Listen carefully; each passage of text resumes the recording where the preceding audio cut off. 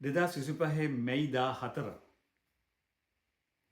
ජනතා විමුක්ති පෙරමුණට විශේෂ වූ දිනයක්.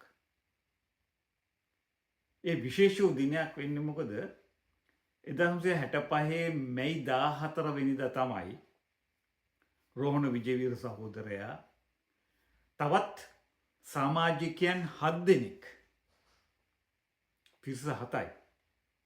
ඒ 7 දෙනෙක් එකතු කරගෙන පසුව ජනතා විමුක්ති පෙරමුණ විදිහට නම් කෙරිලා ඊයේ දවස වෙනකොට එහි 60 වෙනි සංවත්සරය මැයි 14 වෙනිදා කොළඹ විහාර මහදේවී උද්‍යානයේ ඊයේ අභිමානයෙන් සැමරුවා.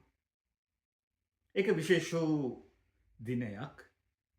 විශේෂයෙන්ම රෝහණ විජේවීර අපිට කවදාවත් අමතක කරන්නට බැරි